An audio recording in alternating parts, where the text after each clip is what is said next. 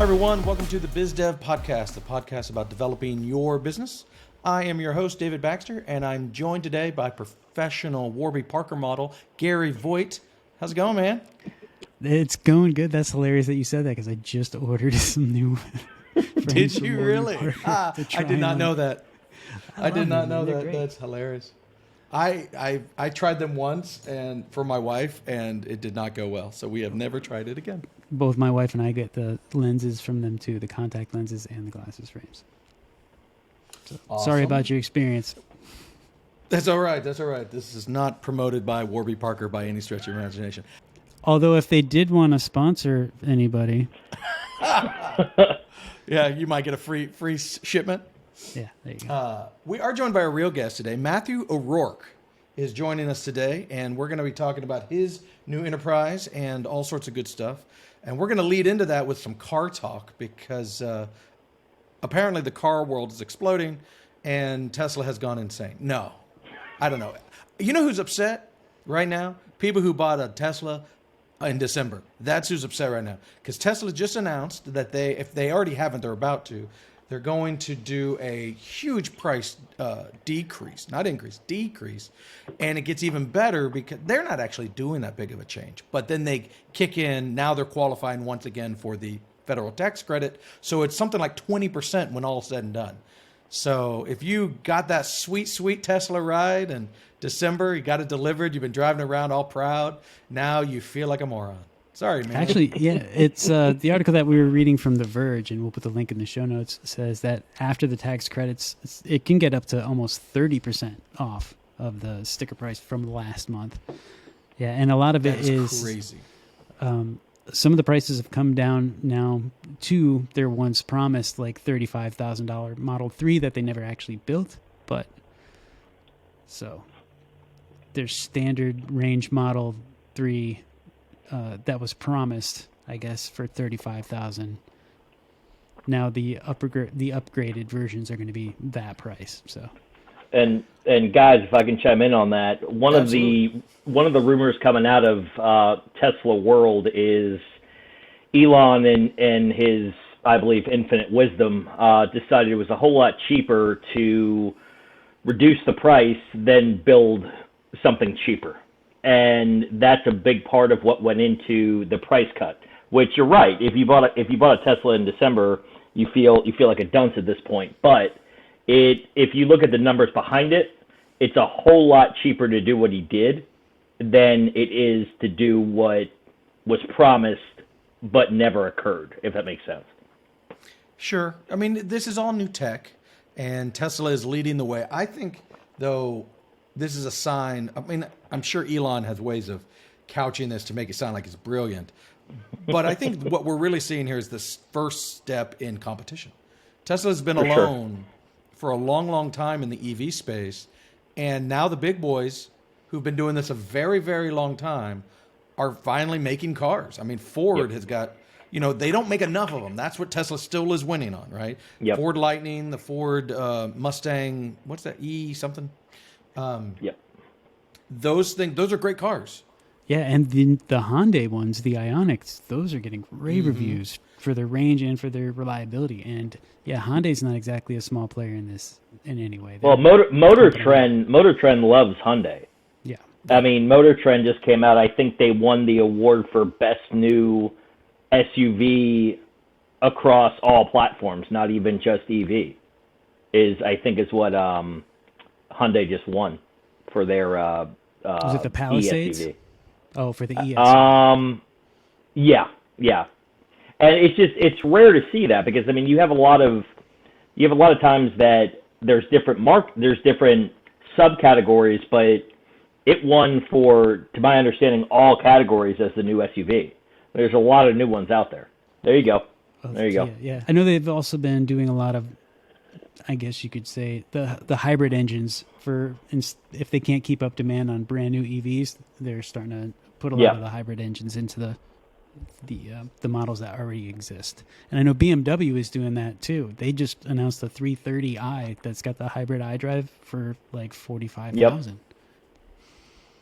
But a lot of these companies are, I think, cheating horribly because they just want to check a box. Like the new Jeep hybrid, I think Yeah. it's like 20 miles on electricity, and they just did enough so they got that federal tax credit. And Yep. Tesla's like, seriously? What? Yeah, it's not. That's not competition for them.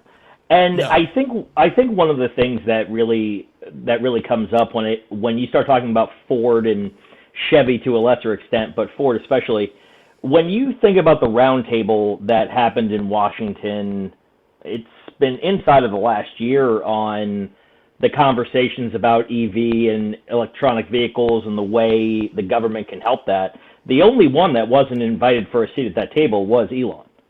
He was the only one that didn't get a seat at that table. And I think there's kind of a cumulative effort to not necessarily knock Elon, but there's a cumulative effort in order to try to inflate what Ford's doing or what Chevy tried to do, failed at, and what they're trying to stick their nose into again, and including the Hyundais and the Asian vehicles. I mean, there was a roundtable about 8 months ago, and the largest volume EV manufacturer wasn't at the table. And I'm like, I don't understand how you have that conversation without bringing him to the table. Like, I don't understand that at all. Sure.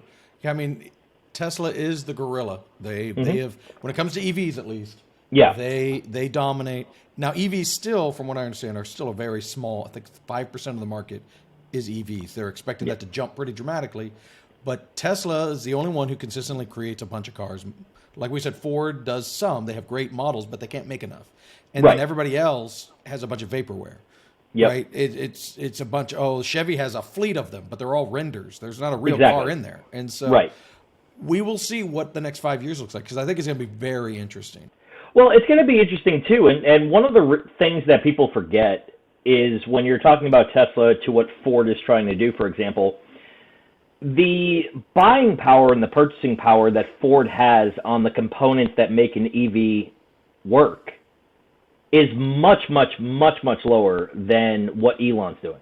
Elon guaranteed himself this buying power 7 to 10 years ago. When they started making these individual components, he said, all I'm going to do is EV. This is what I want, and I'm going to buy enough to create 5 million cars right off the bat. Ford's not making that purchase. So the cost to build the EVs on Ford's side is much higher than it is on Elon's side, because all he's doing is building EVs, and he's replicating the same components on every model, and every car that leaves is using the same components no matter what the model is. So when you have that kind of buying power and everything you do uses, one of these capacitors or components I don't even understand, you're in a position where you're saying to yourself, how much lower are his costs versus what Ford's costs are?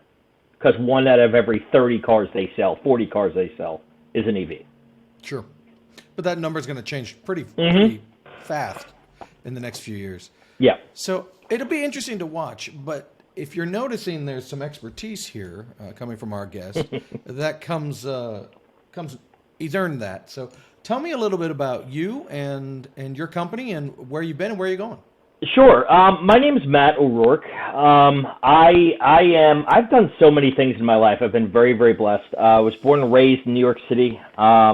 Was raised by Greek and Irish parents. The battlefields at home were extraordinary with that combination for sure. But I've been to school. I've served in the U.S. Navy. I traveled a lot due to that. Traveled a lot professionally, and spent the last 8 years in the automotive industry up until this venture that we're in now. And the new venture goes by the name of O'Rourke Enterprises. And our claim to fame so far is we have a working knowledge about the business services industry that I believe a lot of our competitors lack.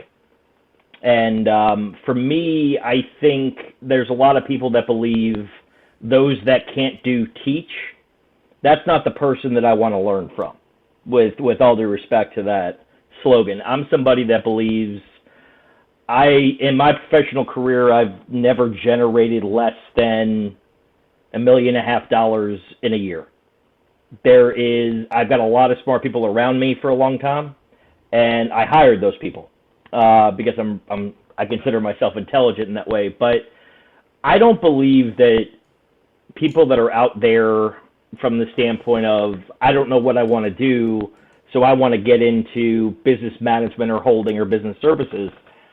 I think you have to have a long line of success before you start teaching people how to do that.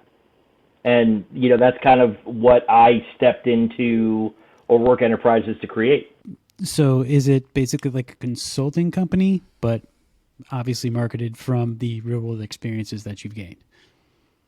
Exactly. And what I think is important about that is every one that we bring in, whether it's a marketing platform, a holding platform, a CRM platform, this is all things that my companies have personally used to create success. These are not things that, oh my God, we have the next great thing and we've got no track record, so you're the guinea pig. No, everything that we offer to our clientele is based on 5 years at minimum of specific success on creating a platform that's almost bulletproof. Not anything's bulletproof, but as close as we can get. So what did this passion come from after, like you mentioned, you had a rich history in the automotive industry prior to this? Right. So what kind of drove that switch? So the switch for me, it's two parts. I think, I was 38 years old, and I'm going to age myself and say, I wanted to step outside that industry really, really hard before I got to that point in my career where that's what I was known for. I don't mind that. I don't think there's anything wrong with that, but I've always seen myself as a little more diversified when it comes to my abilities. So that was a big step for me. But also, there's a lot of not only competitors, but people that were friends in the industry that took advice from people that marketed themselves really, really well. And their actual capabilities were kind of unknown. And they took advice and they ran with advice and they wound up going belly up on it. And I think I heard that story over and over and over and over. And I said, well, what's the problem here? And I started looking and saying, all right, let me see the background of these people that are operating these companies. And a vast majority were successful at one thing, one time, and got name notoriety. And then they decided, well, I was successful doing this, and people will pay me based upon the success of my experience. And I'm like, yeah, but if you haven't replicated it, you've got a problem if you haven't been able to replicate it. And for me, I've been blessed to say what we've done, me and my staff have done over the last 8 years. We've replicated the same success with the same models over and over and over and over. And I think that's how you actually get the ability or the knowledge to start teaching other people how to do what they're doing. So are you, if I'm someone who wants to start a new venture, I come to you and you guys will consult and help me take it up and, explode or whatever? Exactly. And the difference for us, though, which I am very proud of, is we start from the ground up. If you need anything from, if you need a loan report written for your bank, we can do that. If you're at a level where you get all the money you need and you just need to market the hell out of it, we've got those people. If you're in a position where you have the marketing and you've been successful, but your infrastructure sucks, we have that experience. So every step of the way, no matter where you are when you come to us, we can take you from where you are to wherever your goal is. And I think that makes what makes us different than a lot of people, because the people that have made me successful in my career or helped make me successful, I put on the payroll. And because I know what these individuals are specifically capable of doing. So yeah, so it makes us a little bit different than your average consulting model.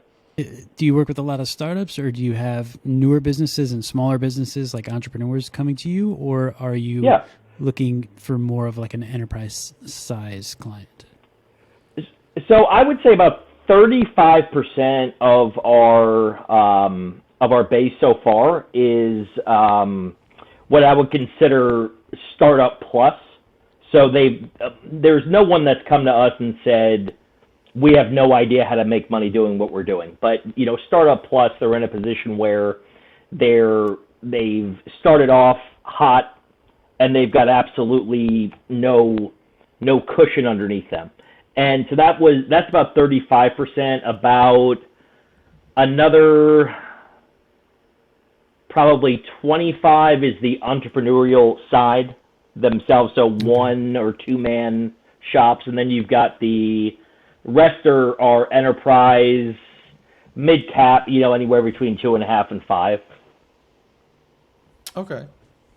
So you sound like someone who's an expert in our audience. So if I am one of these people who is, either running a business that's doing okay, but I feel like I need to kick it into high gear, right, or I'm a brand new business, where would you say I should concentrate, like generally speaking? Well, I think, and that answer has changed a lot in the last 2 years. But the way that I would look at that is, if you're in a position where you're not making as much money as you want to make, you're not doing as well as you want to do, you're happy but you're not thrilled. A vast majority of that is going to be on your buying power. And let's face it, the last 2 years have been an absolute nightmare for anybody in business. And when it comes down to it, my companies now, let's look at the automotive industry. The automotive industry in the last 2 years has made, if you're dealing with parts, you're looking at 25% less on your profits than you were the 2 years prior to that. And that's going to take probably another 18 to 24 months to soften a little bit, where you start making those profits again. So I think the biggest question that I would ask people in that position is, what do your books look like for the next 2 years if nothing changes on your profit line? Because if your profit line is surviving at this point, then riding it out is a really important aspect. Being able to ride it out and not make any rash decisions because you want to be making more money. If you're doing things the way you need to be doing them, that'll happen for you. You need to do your homework. You need to go after that 1 point or 2 point here or there different than you ever had to before. But I think looking at where you are, especially on the idea that if you're a startup now, it's going to get, the next 2 years are going to get easier. That's what the numbers show us. Sure, yeah. Well, it's interesting that you say that, because our chat last week, gosh, where does it go? Was about the economy and everybody's thoughts on the economy. Because some of my business group members are really scared about what's coming, and other people are super optimistic. Right. So where do you fit on that line? I think it depends on your position. And I need to stress that, because the companies that I think are scared and need to be worried are the people that are the organizations that are so deep into either one thing or so deep into absolutely everything. And I think that's the position where you have to be a little bit scared, because if all your eggs are in one basket, you're in a position where you've got to say, I need to start diversifying myself as an organization now, because there are industries that are going to get smashed in the next 2 years, whether they're getting smashed now or not. And then you're going to have the industries that are getting hit hard right now, who are going to start, the elephant's going to start standing up off their chest. And I think if you're a startup or a younger company where you're still flexible, you can pivot, you're in a position where you can be really, really, really optimistic, because you'll have the ability to say, okay, this is what everyone was talking about, but we're not so invested in any one thing that we can't pivot. So flexibility is probably the most important thing that's going to prevent you from getting hit in the head in the next 18 months. Having the flexibility to pivot. You know, if you're in, if you think about a holdings company right now, where you're specifically in, let's say, you know, medical, and your goal is to, for example, there's an organization here in North Carolina near the coast, and their platform is, we want to make ourselves the medical doctor kind of sort of powerhouse of the coast of North Carolina. And they're doing a great job, but the problem is their bread and butter is buying up mom and pop pharmacies or mom and pop doctor's offices. Well, the economy crushed those. And the problem is there's none of them, most of those didn't survive the last 2 years. So if you're looking for a mom and pop medical office in order to grow your platform, you're probably too invested to pivot, and you just need to ride out what comes next. Where if you're starting off and saying, I want to open a string of, comparable, if I want to open a string of CBD stores in North Carolina, well, you're probably in a great position to pivot. Not a lot of money to start it up. The relationships or the blueprint's already there for success, and you're not in a position where you're stuck focusing on somebody else's success to drive yours. It's an interesting proposition. Proposition. It's not a term of English. No. Proposition. So I'm just trying. So how do people find out about you? What am I going through as a business owner that I feel like I need your expertise? That's where I'm trying to grasp. Yeah. So the biggest thing that you would notice is if you're successful and your top line's great, and you get to the bottom, and the bottom line isn't there, that's when you would reach out to somebody like me. If you've been very successful with a limited amount of marketing in a startup perspective, and you need to market in a way that will grow your base, and to use a Shark Tank reference, if anybody watches that, if your infrastructure isn't there, growth is going to crush you. And that's one of the biggest things that comes up. You'll have, we've gotten a lot of calls from really successful companies on Etsy. And they say, Etsy's taken 4 points from us. We don't want to pay it anymore. And I'm like, well, that's great, but you have to understand you don't own a single client information box. Etsy owns all of that. So if you decide to step away from Etsy now, or you decide to do it in a way that is aggressive or hyper-reactive, you're going to leave Etsy, go out on your own, and not have a single email address that you can use, not have a single phone number that you can use, and you can't retarget anybody. So something as simple as going from an Etsy store to your own website is an area where you need somebody that says, okay, how do we do both until we're ready to step away from this safety net of something like Etsy? And it's a small potatoes thing in Etsy, but it's a similar structure no matter what level you're at. It's the same idea of going from a startup to a mid-size to a mid-cap. It puts you in a position where you're trying to take the next step, and the infrastructure isn't there for you to do it. You mentioned marketing, and marketing is a subject I love to talk about. If someone was trying to market there, typically it's hard to market to startups. Like a lot of our business comes from startups because they don't exist, so you can't really market to someone that doesn't exist yet. And then some of the smaller businesses and entrepreneurs, they'll have an issue where they're passionate behind the product, they build the product, but then how do you get people to care? And so they got to learn how to market themselves in order for people to care. Do you have any just short, quick pieces of advice for a smaller business or a startup in today's climate? And what styles of marketing do you find to be the most beneficial? In other words, like, I know paying Google for some clickbait here and there is not the greatest idea. No. I'm going to answer the question backwards. So SEO is one of those, it's a simple thing. Anybody in marketing or in business knows what the letters are. They basically understand it's marketing or it's a form of marketing, but it's, in my opinion, the form of marketing you can't fake.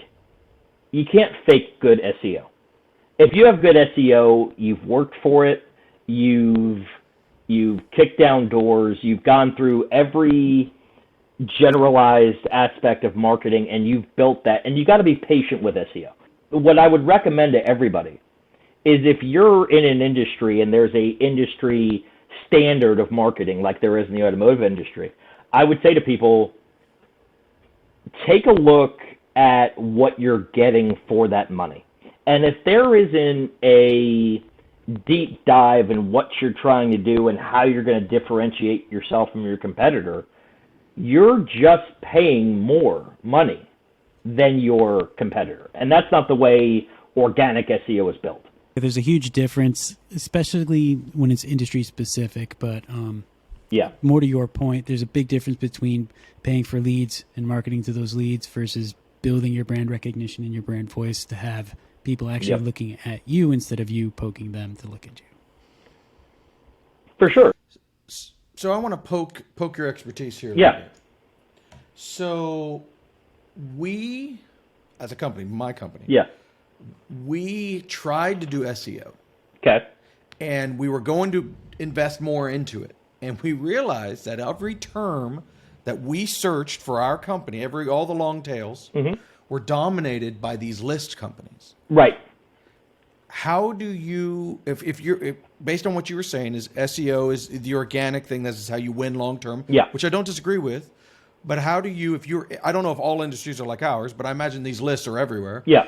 If you are in one of these industries that are dominated by a list, what would you recommend to them? Well, I think when the industries are dominated by lists, you have to find your niche. And let me tell you something. I think anyone that's successful enough in their life, patience is not a virtue a great number of us have. I personally have very little patience, but I'm surrounded by people that remind me, we've succeeded, give us the time to be successful. And when I do, they are. So that's the biggest thing I can say to people. Speaking from experience, I hate waiting, especially for something like SEO. But what I've realized is, any time I've tried to do something quickly for the sake of getting it done quickly, I've always fallen on my face. And I've fallen on my face, just like everybody has. Okay, well, it's time for our big question now, because you've revealed a lot. So, David? We like to ask all of our guests, what are the top 3 things you would recommend to a startup who's, in a couple of scenarios, they're just getting started, or they're struggling with where they're at, or they're thinking of making that dive. What are the things that you would tell them, even if you're, another way to say it, if you were talking to yourself 10 years ago, what would be the top 3 advice that you know now that you would pass on? Sure. I think the first one is, whatever your industry is, whatever you're stepping into, have an honest conversation with yourself if you're the expert there. Because I've never stepped into any industry, whether it's on my own or not on my own, and said, I'm not the smartest person in the room on this topic. I'm not the smartest guy in the world by any means. But when I step into my endeavors, I have an honest conversation with myself and I say, am I the expert? Almost. Okay, so what do I need to do that? So I need to get this person in with me in order to have us be the expert.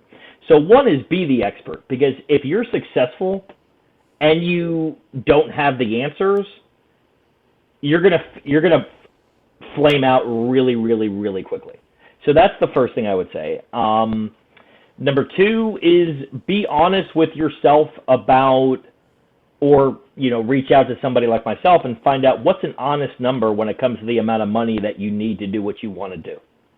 The number of people that I've seen start off great and run out of money is, I would say, 60% of the failures that I've seen professionally have been not on the idea, not on the company, not on the people. They grossly underestimated the amount of money to be successful. And number 3 is find what you need to give your endeavor the patience to grow. It's not going to happen overnight. And if it does, vast majority of the overnight successes are gone 3 months later. So, if you look at Shark Tank reference, if Oprah Winfrey puts you on her best things, you're going to make a lot of money really, really quickly. And most of the companies that wind up in that can't endure that 3 months later because the infrastructure isn't there. Give your endeavor the opportunity to grow organically and be ready for the success that hopefully comes along. Because if you get the success and you're not ready, it's no better than not being successful. Those are good pieces of advice. So, Matthew, you told us about your new business or your new endeavor, the O'Rourke Enterprises Corporation. Do you have any of that built out where you can give us like a website link or anything so we can get in touch with you? Yeah. So, what I would recommend is even easier. So we're in the standpoint we're building a pretty significant database, which isn't completely done yet for the website. But the best way to reach us and our platform for that I would send everybody to would be O'Rourke Enterprises on Instagram. That would be the place to put us for sure right now. And vast majority, there's a lot of videos. I do a lot of personal conversations on the Instagram, and I think it's a great place for people to get to know what I'm about. I've put myself from a from a podcast standpoint, from a video standpoint, really at the front and center of this. So if people want to get to know who's driving this ship, the O'Rourke Enterprises Instagram is probably the best place to do that. And it's a really, really personal relationship I like to present with our prospective clients. So I think that'd be the best place to do that. Okay, and we'll also include that link in our show notes and underneath the videos. Yeah. Well, awesome. So that's how to get in touch with you, Gary. If people wanted to get in touch with us, how would they do that? If you have any questions or comments or information you want to talk about on the show or you want us to talk about, you can email us at hello@thebigpixel.net, or you can leave a comment or a question underneath the YouTube video, or you can just get in touch with us through any of our social media channels. Awesome. Well, with that, thank you so much, Matt, for joining us. We really appreciate it, and we will be back in a week, and we'll see you then. Thanks again. Guys, my pleasure. Absolutely. Nice to meet you guys. Thank you.